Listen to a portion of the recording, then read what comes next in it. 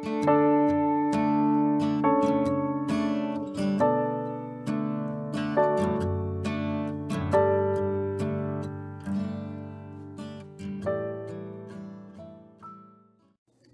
시간 주님께 안녕하세요. 대광교회 오훈 목사입니다.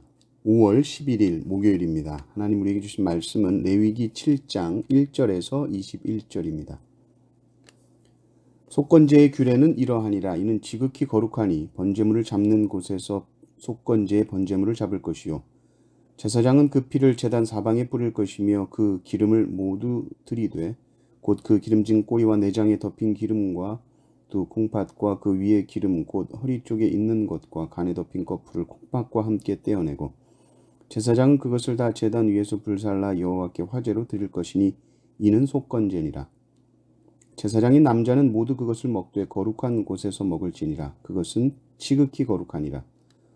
속죄제와 속건제는 규례가 같으니 그 제물은 속죄하는 제사장에게로 돌아갈 것이요 사람을 위하여 번제를 드리는 제사장 곧 그 제사장은 그 드린 번제물의 가죽을 자기가 가질 것이며 화덕에 구운 소제물과 냄비에나 철판에서 만든 소제물은 모두 그 드린 제사장에게로 돌아갈 것이니 소제물은 기름 섞은 것이나 마른 것이나 모두 아론의 모든 자손이 균등하게 분배할 것이니라. 여호와께 드릴 화목 제물의 규례는 이러하니라. 만일 그것을 감사함으로 드리려면 기름 섞은 무교병과 기름 바른 무교전병과 고운 가루에 기름 섞어 구운 과자를 그 감사 제물과 함께 드리고 또 유교병을 화목제의 감사 제물과 함께 그 예물로 드리되 그 전체의 예물 중에서 하나씩 여호와께 거제로 드리고 그것을 화목제의 피를 뿌린 제사장들에게로 돌릴지니라. 감사함으로 드리는 화목제물의 고기는 드리는 그날에 먹을 것이요 조금이라도 이튿날 아침까지 두지 말 것이니라. 그러나 그의 예물의 제물이 서원이나 자원하는 것이면 그 제물을 드린 날에 먹을 것이요 그 남은 것은 이튿날에도 먹되 그 제물의 고기가 셋째 날까지 남았으면 불사를 지니 만일 그 화목 제물의 고기를 셋째 날에 조금이라도 먹으면 그 제사는 기쁘게 받아들여지지 않을 것이라. 드린 자에게도 예물답게 되지 못하고 도리어 가증한 것이 될 것이며 그것을 먹는 자는 그 죄를 짊어지리라. 그 고기가 부정한 물건에 접촉되었으면 먹지 말고 불사를 것이라. 그 고기는 깨끗한 자만 먹을 것이니 만일 몸이 부정한 자가 여호와께 속한 화목 제물의 고기를 먹으면 그 사람은 자기 백성 중에서 끊어질 것이요 만일 누구든지 부정한 것 곧 사람의 부정이나 부정한 짐승이나 부정하고 가증한 무슨 물건을 만지고 여호와께 속한 화목 제물의 고기를 먹으면 그 사람도 자기 백성 중에서 끊어지리라. 아멘. 오늘 말씀은 속건제와 또 화목제에 대해서 다시금 소개하고 있습니다. 속건제는 배상하는 것, 또 보상하는 제사죠. 부지 중에 성물을 범하거나 남의 재산에 손해를 끼쳤을 때에 배상과 함께 속건제를 드리는 것입니다. 오늘 본문은 좀 더 구체적인 절차를 말하고 있는데 중요한 것은 제사장의 몫을 분배하는 것입니다. 속건제를 번제로 드리고 남은 것은 정해진 원칙을 따라서 제사장에게 분배가 됩니다. 아시다시피 제사장은 땅을 기업으로 받지 않습니다. 다른 지파들은 다 땅을 분배해주고 다 땅을 나눠줍니다.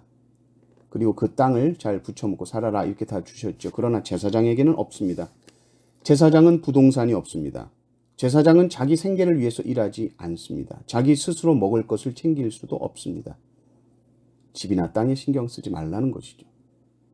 내가 너의 모든 것을 챙겨주겠다라는 것입니다. 이 제사장은 하나님이 챙겨주지 않으시면 먹고 살 수가 없는 존재입니다. 제사를 드렸어요. 제사를 드렸는데 안 챙겨주면 제사장은 굶는 겁니다. 7장 6절을 보면 이렇게 나옵니다. 제사장인 남자는 모두 그것을 먹되 이렇게 말씀하십니다. 그리고 단지 거룩한 곳에서 먹어야 됩니다. 아무 데서나 막 먹으라 그러면 그 음식들 좀 막 여기저기 쟁여놓고 쌓아놓고 숨겨놓고 제사장이 자기 배 불리려고 그러지 않겠어요? 그러니까 보이는 곳에서 제사 드릴 때 그렇게 먹어야 된다 이렇게 말씀하셨고요. 7절도 보면 제물을 또 제사장에게 챙겨주십니다. 8절을 보면 번제물의 가죽을 또 챙겨주십니다. 가죽은 이제 옷이겠죠. 9절을 보면 화덕에 구운 소재물, 냄비나 철판에서 만든 소재물 모두 드린 제사장에게로 돌아갈 것이다. 또 챙겨주시죠. 10절에도 보면 기름 섞은 것, 마른 것 이런 음식들 아론의 모든 자손에게 균등하게 분배해라 말씀해 주시면서 제사장의 몫을 챙겨주십니다. 제사장 자신이 그 몫을 절대로 챙기지 않죠. 11절부터 보면 화목제물의 규례가 나옵니다. 화목제는 하나님과의 화목이 또 이웃과의 화목으로 연결됨을 가르쳐주는 제사입니다. 제물을 가지고 이웃들과 맛있게 나눠 먹도록 하신 제사죠. 바베큐 파티 같다라고 전에 말씀을 드렸습니다. 화목제에는 세 가지 종류가 있습니다. 감사의 화목제, 또 서원의 화목제, 자원의 화목제가 있는데 감사의 화목제는 이튿날 아침까지 남겨두면 안 됩니다. 그날 다 먹어야 됩니다. 같이 다 그날에 나눠 먹도록 그렇게 교제하면서 그 시간에 나눠 먹는 것이 중요하죠. 챙겨가고 그러는 게 중요한 게 아닙니다. 그런데 서원이나 자원의 예물인 경우에는 하루 더 연장해서 이틀 동안 먹도록 하셨습니다. 그래서 3일째 되는 날에는 반드시 태워버려야 되지 3일째에도 그걸 먹으면 안 됩니다.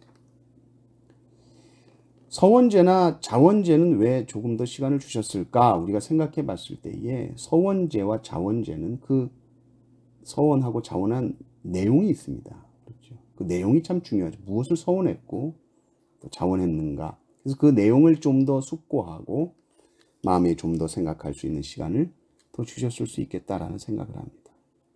근데 여기서도 중요한 것은 이 화목제에서 부정한 자가 제물을 먹을 경우는 어떻게 되느냐? 벌을 받습니다. 그런데 벌이 아주 세죠. 사형입니다. 20절과 21절에 나오는 말을 보면 반복해서 나오는 말이 백성 중에서 끊어지리라. 그래서 우리가 이렇게 생각할 수 있습니다. 화목제는 이웃하고 그냥 고기잔치 하는 거야. 그래서 예배처럼 생각하지 아니하고 그냥 뭐 놀러 온다 이렇게 생각합니다. 이렇게만 생각하면 안 되는 거죠. 죽어요. 그러다가. 이웃 사랑 그래서 뭐 아무나 와 그냥 다 와서 먹으면 죽습니다. 부정한 자는 이 화목제에 참석했다 백성 중에서 끊어지게 된다는 것이죠. 그래서 제사장은 모든 제사를 아주 신중하게 대해야 합니다. 이 죄를 속죄하는 이 제사라는 것은 죽음과 생명의 문제입니다. 죄를 다루는 것은 죄의 싹은 사망이기 때문에 생명과 죽음이 왔다 갔다 하는 시간입니다. 제사장은 이 제사에 온 마음을 다 쏟아야 합니다. 그래서 제사장이 다른 것 신경 쓰지 아니하고 이 제사에 신경 쓸 수 있도록 하나님께서는 생계에 관련된 모든 것을 챙겨주십니다. 제사장은 영적인 일을 하는 것이요 백성들의 죄에 관련된 제사를 책임지는 것입니다. 백성들의 죄를 가지고 하나님 앞에 나아갑니다. 번제, 소제, 화목제, 속죄제, 속건제로 하나님 앞에 올려드립니다. 그러면 그 제사장의 삶은 하나님께서 책임져 주십니다. 우리는 제사장으로서 이 세상을 살아갑니다. 그리고 우리가 밟는 모든 땅은 다 거룩한 주님의 성소입니다. 예수 십자가의 피로 말미암아 우리가 어디 있든지 우리는 제사장으로서 그곳에 있는 것입니다. 우리는 그저 이 땅에서 수고하며 그냥 잘 먹고 잘 살라고 하나님께서 우리를 성도로 왕같은 제사장으로 부르시지 않으셨죠.